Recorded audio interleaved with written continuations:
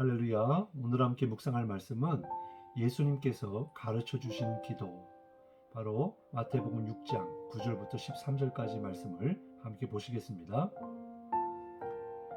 그러므로 너희는 이렇게 기도하라. 하늘에 계신 우리 아버지여, 이름이 거룩히 여김을 받으시오며 나라가 임하시오며 뜻이 하늘에서 이루어진 것 같이 땅에서도 이루어지이다. 오늘 우리에게 일용할 양식을 주시옵고 우리가 우리에게 죄 지은 자를 사하여 준 것 같이 우리 죄를 사하여 주시옵고 우리를 시험에 들게 하지 마시옵고 다만 악에서 구하시옵소서. 나라와 권세와 영광이 아버지께 영원히 싸움나이다. 아멘. 오늘 함께 은혜를 나눌 말씀의 제목은 하늘에 계신 우리 아버지여입니다. 오늘 말씀을 통해 은혜가 있기를 주님의 이름으로 축복합니다. 우리는 지난 시간에 예수님이 제자들에게 그리고 예수님을 믿는 우리 성도들에게 주기도문을 가르쳐 주신 이유가 무엇인지를 우리가 나누었습니다.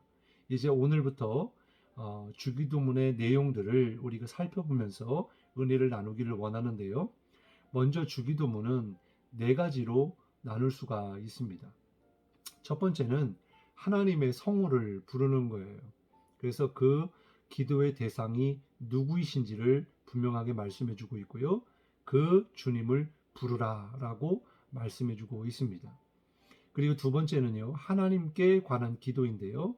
그 하나님의 이름을 찬양하고 높여 드리는 겁니다. 또한 하나님이 계신 곳, 그리고 하나님이 통치하시는 천국이 이 땅 가운데 임하기를 간구하는 것이고, 또 이 땅 가운데 하나님의 뜻이 이루어지기를 구하는 것입니다. 세 번째는 바로 인간에 관한 기도인데요. 매일 필요한 일용할 양식을 위하여 기도하고, 또 죄를 용서함 받고, 또 다른 사람의 죄 또한 용서하고 유혹으로부터의 구원을 간구하는 것입니다.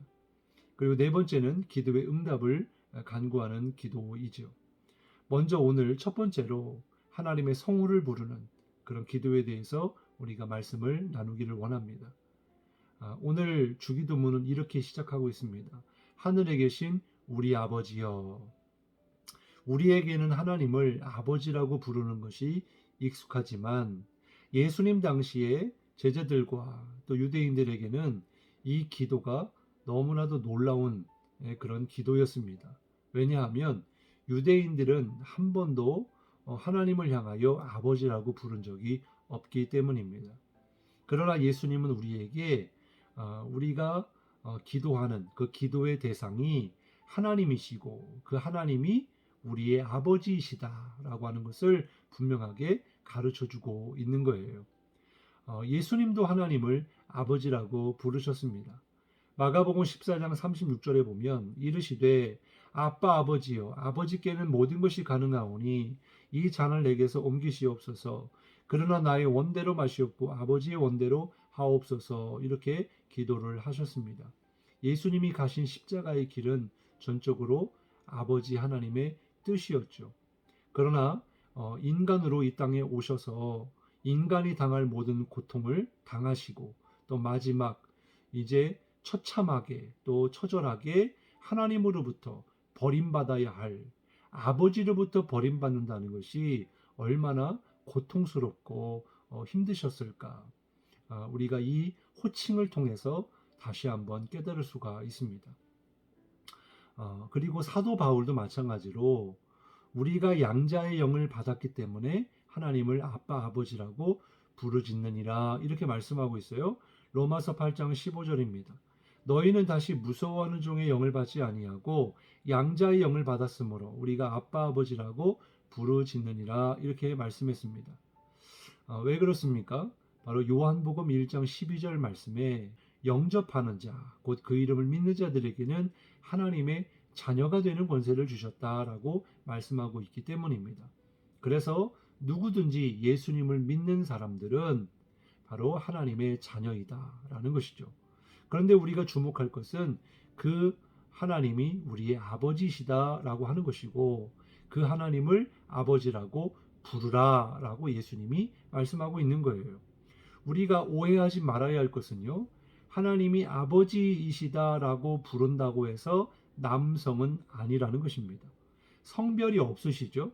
하나님의 역할에 따라 남성적인 면도 있고 여성적인 어머니와 같은 그런 면도 있긴 하지만, 그렇다고 어떤 이단이 말하는 이상한 교리를 만들어서 아버지 하나님이 계신 것처럼 어머니 하나님도 계시다라고 하는 아주 말도 안 되는 그런 이야기를 하기도 합니다.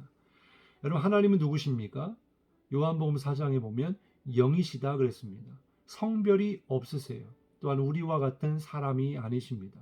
그런데 왜 예수님도 하나님을 아버지라고 부르시고 우리에게도 하나님을 아버지라고 부르라고 가르쳐 주신 것일까요? 사람마다 아버지에 대한 다양한 이미지를 가지고 있을 수 있습니다. 그렇지만 아마도 구약 시대나 또 예수님 시대에 가부장적 문화를 배경으로 보았을 때에 하나님은 무섭고 무조건 순종해야 할 절대 권력을 가지고 계신 아버지이시면서 동시에 우리를 절대적으로 보호하시는 보호자로서의 아버지라는 이미지를 주고 있는 것입니다. 그렇기 때문에 우리는 그 하나님을 경외해야 하는 것이죠. 그러나 동시에 우리를 사랑으로 품어주시고 보호해 주시는 분, 그분이 하나님 아버지시다라는 거예요. 그래서 우리 또한 그 주님을 사랑하는 마음으로 기도해야 한다라는 거고요. 그리고 그 주님을 부르라라고 말씀해 주고 있습니다. 그리할 때 아버지이신 하나님이 우리의 기도를 들어주시고 응답해 주신다라는 것입니다. 그래서 우리의 기도가요, 절대적인 기도가 되는 거예요.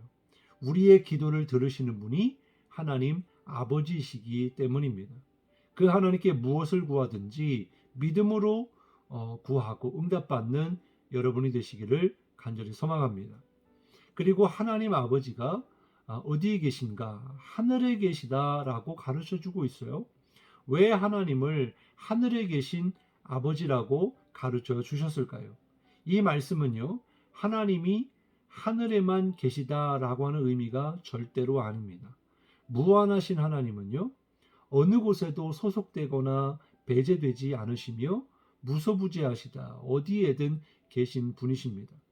이사야 66장 1절에 보면 여호와께서 이와 같이 말씀하시되 하늘은 나의 보좌요 땅은 나의 발판이니 너희가 나를 위하여 무슨 집을 지으랴 내가 안식할 처소가 어디랴. 솔로몬이 또 사람들이 만들어낸 그런 성전, 사람들에게는 그곳에만 하나님이 계시고 거기에 가면 하나님이 무조건 계시다라고 생각을 했죠. 그러나 우리가 성경을 통해서 하나님을 배반하고 우상을 숭배하고 하나님의 말씀을 거역하고 또한 성전 안에다가도 정말 옳지 않은, 하나님이 가장 싫어하시는 그러한 죄를 범하고 악행을 저지르고 우상을 거기다가 두고, 그래서 결국에는 하나님이 성전을 떠나시는 그런 모습이 구약 성경에 기록되어 있잖아요. 사람들의 생각과 하나님의 생각이 다르다라는 것입니다. 그러나 하나님이 성막을 지으시고 또 성전을 짓게 하신 것은, 또 오늘날의 교회를 만들어 주신 것은 하나님을 만나는 그런 통로의 역할을 하는 거죠. 하나님이 거기에만 묶여 계신 분이 아니다라는 겁니다. 또한 하늘은 무엇이고 땅은 무엇입니까? 세상을 말하기도 하지만 이 모든 만물이 다 하나님의 말씀으로 지어졌잖아요. 그러니까 하나님이 창조하신 그곳에 갇혀 계신다는 것 자체가 말이 안 되는 것입니다. 하나님은 그 어떤 것보다도 위에 계신 초월자이시고 또 위엄이 있으신 분이시다라는 거예요. 그런데 우리 사람의 눈에, 사람의 생각에, 사람의 지식에 가장 높은 표현이 뭐냐면 하늘입니다. 하늘은 높잖아요. 그래서 하늘이라고 하는 표현을 사용하여 하나님이 하늘에 계시다 이렇게 기도하고 있는 것입니다. 다시 말해서 하나님의 영광, 하나님의 주권, 하나님의 초월성을 나타내주는 의미에서의 하늘이라는 것입니다. 그래서 성경을 보면요, 우리가 사람이 땅에서 살죠. 그래서 땅에서 수많은 일들을 만나고 땅에서 이렇게 사람들과 함께 살아가지만 수많은 어려움의 문제가 있고 또 이 땅에 살다가 죽으면 다시 흙으로 돌아가는 존재입니다. 그러나 예수님을 믿으면 우리가 이 땅에서 기도하고 또 믿음으로 살면 하늘로부터 응답이 오고 하나님이 하늘로부터 역사해 주신다라고 하는 것을 우리는 깨달아야 됩니다. 그렇기 때문에 우리는 이 땅에 살면서 땅의 것을 바라보거나 땅을 의지하거나 땅에 살아가는 사람들에게 도움을 요청하기보다는 그 하늘에 계신 하나님 앞에 우리가 기도할 때 땅에서 하는 그 기도가 하늘에서 응답으로 역사하는 줄 믿으시기 바랍니다. 그래서 마태복음 16장 19절에 보면 내가 천국 열쇠를 내게 주리니 네가 땅에서 무엇이든지 매면 하늘에서도 매일 것이요 네가 땅에서 무엇이든지 풀면 하늘에서도 풀리리라 이렇게 말씀해 주신 것입니다. 여러분 우리가 아무 힘도 없고 능력도 없고 소망도 없을지라도 하늘에 계신 우리 아버지 그 하나님을 부르면 하나님이 우리 가운데 임하시는 줄 믿으시기 바랍니다. 중요한 건 무엇입니까? 그 하나님을 불러야 된다는 거예요. 주님을 만날 만한 때에 그를 부르라 그랬잖아요. 그러니까 그 주님을 우리가 부르는 것으로부터 우리의 기도가 시작이 되는 겁니다. 날마다 우리가 주기도문을 우리가 단순히 주문처럼 외우는 것이 아니라 기도할 때 먼저 우리의 기도의 대상이 하나님 아버지이심을 하늘에 계시고 또 그 주님의 이름을 부르는 것으로 기도가 시작된다는 것을 우리가 기억하고 그러한 하나님 앞에 정말 경외하는 마음으로 또 믿음으로 하나님께 소망을 두며 기도하는 그래서 응답이 있는 그런 역사가 있기를 주님의 이름으로 축복합니다. 기도하겠습니다. 하나님 감사합니다. 오늘 말씀을 통해서 예수님이 가르쳐 주신 기도의 첫 번째 주님의 이름을 부르는 그러나 그 주님의 이름 부르기 전에 그 주님이 어떤 분이신지 그분이 바로 우리의 하나님 아버지이심을 가르쳐 주시고 깨닫게 해주셔서 감사를 드립니다.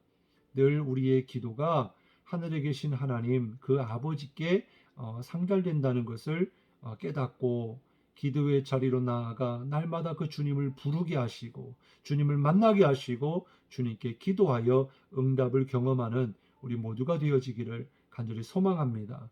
하나님 함께 하시고 역사하시고 응답하여 주옵소서. 감사드리며 예수님의 이름으로 간절히 기도드리옵나이다. 아멘.